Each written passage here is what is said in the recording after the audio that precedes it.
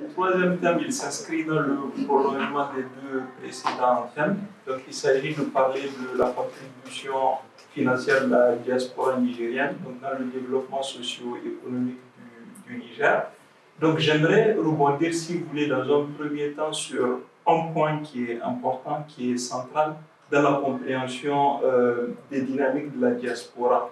C'est déjà de savoir, en fait, de quoi est-ce qu'on parle quand on parle de diaspora au Niger, donner un peu quelques chiffres, grosso modo, un peu sur cette diaspora-là, et essayer de voir peut-être en termes de profil un peu géographique de cette diaspora-là, où est-ce qu'elle est située. Donc, une fois qu'on a parlé, qu'on a abordé ce point-là, derrière, on va un peu mieux comprendre la contribution économique de cette diaspora-là. Donc, en termes de profil géographique, ce qu'on peut dire, c'est que la diaspora nigérienne, elle se trouve un peu partout dans le monde. C'est-à-dire à l'exception peut-être du pôle Nord, à l'exception aussi peut-être... Même au pôle Nord, il y a quelqu'un qui a appelé donc à l'exception peut-être de certaines géographies données, donc là je pense notamment à certaines géographies comme l'Amérique latine, où on a très peu de présence de nos diasporas. C'est vrai que vous allez retrouver quelques-uns de nos compatriotes dans certains pays comme Cuba essentiellement, mais aujourd'hui, ce qu'on peut dire en termes de profil, c'est qu'on a essentiellement une diaspora de proximité. Quand vous regardez aujourd'hui, les Nigériens, ils partent dans leur environnement pratiquement immédiat, un peu dans les pays qui sont le prolongement un peu géographique de nos pays. Donc essentiellement, c'est le Nigeria. Vous avez une communauté importante aussi au Bénin, une communauté importante au Togo, en Côte d'Ivoire, une communauté importante au Mali, au Burkina, et puis au Ghana, etc.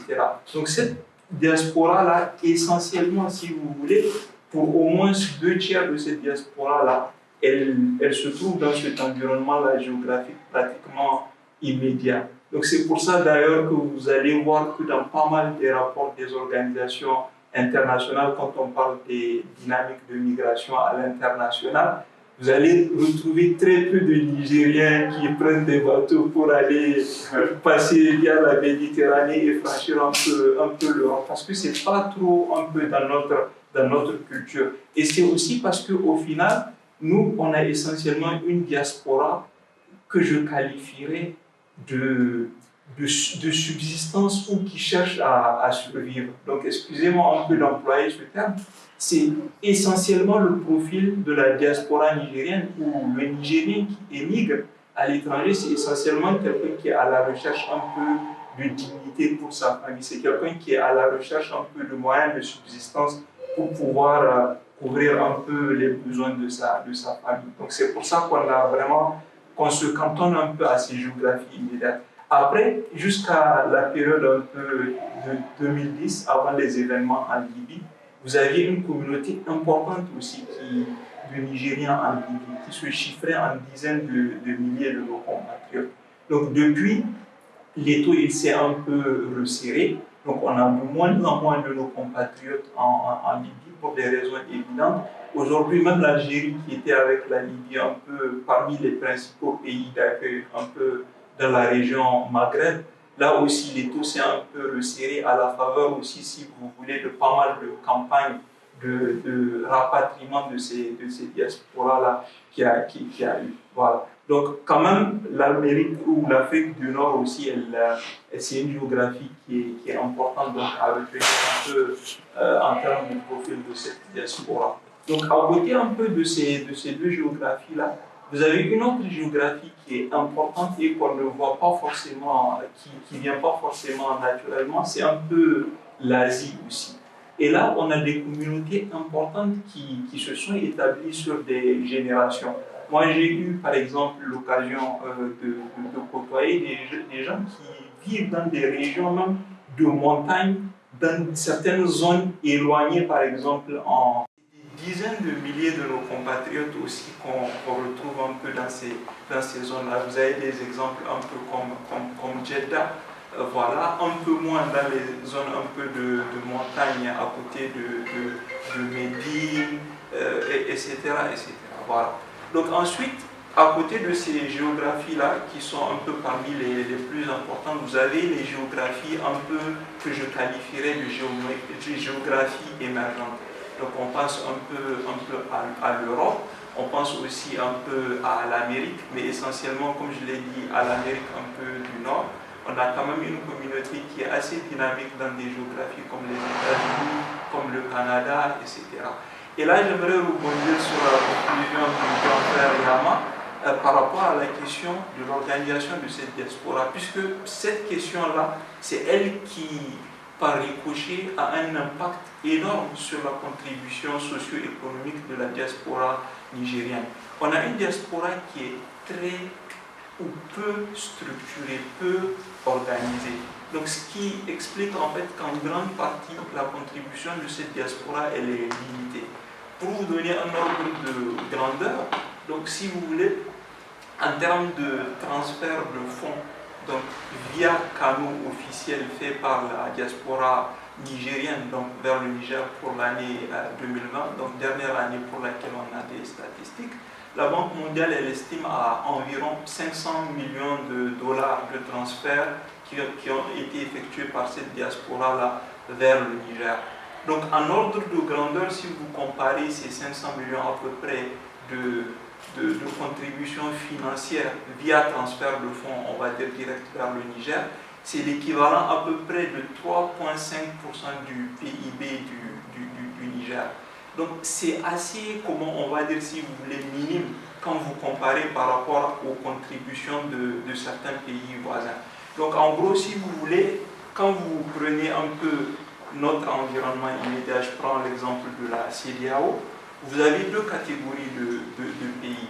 Donc vous avez les pays un peu comme le Niger pour lesquels vous avez des contributions socio-économiques de la diaspora qui sont relativement faibles, et vous avez d'autres pays qui ont réussi à faire de leur diaspora des catalyseurs de leur développement. Donc, dans la première catégorie, vous avez des pays un peu comme le Niger, des pays un peu comme le Tchad, pratiquement le Burkina Faso aussi, on est dans les mêmes ordres de grandeur en termes de contribution socio-économique de la diaspora. À côté, vous avez des pays qui ont réussi à mobiliser leur diaspora et qui en ont fait vraiment de vrais catalyseurs du développement. Et je vais donner l'exemple du Sénégal typiquement. Chaque année, ce que les Sénégalais ils envoient vers leur pays en termes de transfert de fonds, si vous voulez, via canaux officiels. Et là, j'insiste, c'est-à-dire que ça, c'est vraiment des transferts qui passent par des structures un peu formelles. Donc, vous imaginez bien que si on intègre même le transfert un peu informel, il faut multiplier ces chiffres par au moins 6 ou 7, parce qu'on parle de taux qui sont prohibitifs de transfert. En moyenne, en Afrique, on est sur du 8 à 10%, ce qui explique le fait que les gens passent pas mal par des canaux plutôt informels pour effectuer les transferts de fonds. Donc je reviens un peu au Sénégal. Chaque année, c'est pas moins de 2,5 milliards de dollars que les Sénégalais ils envoient comme transfert de fonds direct vers leur pays. Donc c'est l'équivalent, si vous voulez, de 10% de contribution au PIB du pays.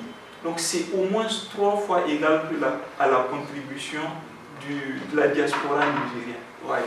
Donc ça vous donne un ordre de grandeur sur le fait que déjà, et là c'est un miroir de ce que j'ai dit aussi un peu en amont, quand on a compris un peu le profil que nous on est plutôt sur une diaspora qui est essentiellement de proximité, voilà une diaspora un peu de subsistance où les gens cherchent avant tout à survivre, donc essayer de trouver des conditions un peu de subsistance pour leur famille restée à l'étranger. Donc c'est ça aussi qui explique cela, mais pas que cela. Il y a la question d'organisation aussi de cette diaspora. Vous voyez aujourd'hui, même dans les organisations internationales, quand vous regardez, que ce soit au sein des instances de l'Organisation des Nations Unies, vous voyez pas mal de Sénégalais qui sont, comment on va dire, qui sont bien établis dans ces instances-là, qui essaient en faire, qui font du lobbying. Et là, je reviens aussi à un autre point dont le grand frère Zakariama a parlé, parce que c'est ça aussi la force d'une diaspora, c'est être organisé, savoir faire du lobbying et défendre les intérêts un peu de son pays. Et si je reviens aussi sur un point qui avait été abordé par le docteur Abdoulaye ce matin, il y avait la question aussi de faire du marketing un peu pour son pays. Voilà. Donc lui, il avait parlé de ce marketing-là d'un point de vue un peu culturel, mais on peut faire l'extrapolation aussi d'un point de vue socio-économique. Donc récemment, le Rwanda typiquement avait fait des partenariats avec Arsenal pour qu'il y ait, comment on va dire, le fameux logo Visit Rwanda sur les affiches lors des matchs et autres. Voilà. Donc si on se ramène maintenant nous à notre sujet, tout ce lobbying-là que cette diaspora peut faire, c'est ça qui va permettre aussi de redynamiser davantage sa contribution économique et au développement du pays. Donc ça aussi, c'est vraiment un aspect qui est important à savoir. Donc en termes de pistes, je pense moi, de redynamisation de la contribution socio-économique, parce que c'est ça aussi l'un des enjeux de notre sujet, c'est de réfléchir à comment est-ce que cette diaspora, elle peut avoir plus de contribution, elle peut contribuer plus au développement socio-économique du pays. Moi, je pense que l'un des leviers sur lesquels il faut jouer, et là, quand vous analysez tous les pays qui ont réussi tous les pays émergents qui ont réussi à se développer sur les 20-30 dernières années, vous allez voir que le catalyseur principal de ce développement-là, ça a été deux aspects. Ça a été les investissements directs étrangers, en grande partie portés par la diaspora, mais également le transfert d'expertise locale. Et là aussi, c'est un point dont le grand frère Zakaria Yama a parlé tout à l'heure. C'est-à-dire qu'à un moment donné, vous avez cette diaspora-là qui est établie à l'étranger et qui décide de rentrer au pays, contribuer au développement de ce pays-là. Prenons un exemple tout simple ici au Maroc. Quand vous voyez la première grosse entreprise ici au Maroc, l'un des poumons économiques ici du Maroc, qui est le secteur des phosphates, si vous voulez, à l'origine aujourd'hui, le PDG de cette boîte, c'est un monsieur qui avait de l'expérience à l'international, qui est passé, comment on va dire, par les grandes institutions à l'international. Donc il est déjà passé par une expérience dans le secteur privé aux États-Unis, ensuite une expérience dans la Banque mondiale. Vous avez aussi, donc ça c'est typiquement Moustapha Terab, le boss de l'OCP. Vous avez les exemples, ils sont légion. Donc on a aussi des exemples, si vous voulez, de Nigériens, mais dans des proportions un peu moindres que dans des pays un peu comme le Maroc ou comme le Sénégal.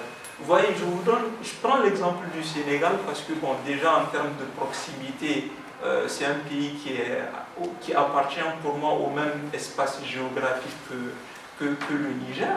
Et je prends un exemple tout simple qui est caricatural, c'était celui du football. L'un des seuls rares dirigeants d'un club français, donc d'un grand club français ou à l'international, et qui provenait de l'Afrique subsaharienne, c'était l'ancien, voilà exactement, je ne me rappelle plus son nom, voilà. Donc ça aussi, si vous voulez, c'est des vecteurs vraiment incontournables de développement socio-économique de ce pays-là. Voilà. Donc j'ai parlé d'investissement direct étranger, j'ai parlé aussi du fait qu'on a besoin d'un vrai transfert de compétences. Et pour que ce transfert de compétences il puisse être une réalité, il y a certains aspects structurels il y a certaines réformes structurelles qui a lieu d'opérer pour que la diaspora puisse réellement jouer ce rôle-là. Parce qu'aujourd'hui, moi, je connais pas mal de gens et je pense que c'est l'aspiration pour beaucoup d'entre nous. C'est pas de nous éterniser à l'étranger. On a tous, quand même, je pense, dans un coin de notre mémoire, cette envie-là de retourner au pays, contribuer au développement du pays. Mais il faut derrière qu'il y ait un cadre incitatif qui soit là. Donc, non seulement ce cadre incitatif, et là, je prends l'exemple du Maroc. Vous avez pas mal de campagnes qui sont menées pour pouvoir attirer la diaspora marocaine. Vous avez, quand vous partez que ce soit dans les institutions financières, que ce soit même en termes de dynamique import-export, où chaque année, en fait, vous avez des campagnes spéciales MRE. C'est-à-dire, vous sentez ce sentiment-là, c'est-à-dire de fierté vis-à-vis des Marocains résidant à l'étranger. Vous avez pratiquement dans tous les programmes gouvernementaux qui sont applicables, chaque fois vous essayez, en fait, ils essayent de faire en sorte que la diaspora, d'inclure cette composante essentielle là dans les plans gouvernementaux ou bien dans leur stratégie globale. Et aujourd'hui, ça marche, si vous voulez. Aujourd'hui, la diaspora au Maroc, elle contribue plus que le secteur des phosphates au développement du pays. La diaspora, par exemple, ici au Maroc, elle contribue plus que le secteur de l'automobile au développement du pays. Et tout ça derrière, c'est parce que vous avez toutes ces incitations fiscales qui sont là. Et au Niger, à l'inverse, si vous voulez, malheureusement, aujourd'hui, on a eu pas mal de cas de gens qu'on connaît qui, à un moment donné, sont rentrés au Niger, qui ont fait ce premier pas, si vous voulez. Et puis derrière, vous êtes découragé quand vous rentrez, parce que... Je pense qu'il y a trois autour de cette table. Moi, je vois quoi. Donc, tout ça, si vous voulez, c'est vraiment des freins qui sont là.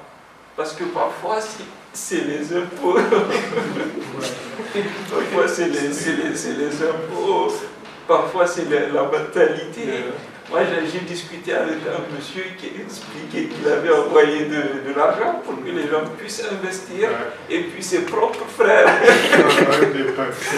ils ont voilà, détourné l'argent. Voilà. Donc, tout ça pour dire en fait qu'il y a quand même assez de marge de progression. Aujourd'hui, la contribution socio-économique de la diaspora, et ça, c'est une conviction personnelle, elle est nettement en dessous de son potentiel. Vraiment, on peut facilement multiplier par au moins une dizaine de fois cette contribution actuelle-là, mais il faut derrière qu'il y ait vraiment ce cadre-là qui soit attractif. Parce que la grosse contrainte, ce n'est pas la volonté, ce n'est pas le manque d'expertise qui manque. Et ce n'est même pas les fonds qui manquent, c'est vraiment l'organisation de cette diaspora-là. C'est vraiment assez davantage de lobbying pour qu'elle puisse davantage contribuer au développement socio-économique du pays. Donc voilà, grosso modo, c'est les grands points que je voulais aborder avec vous. S'il y a des questions par la suite, on pourra les aborder. Merci beaucoup.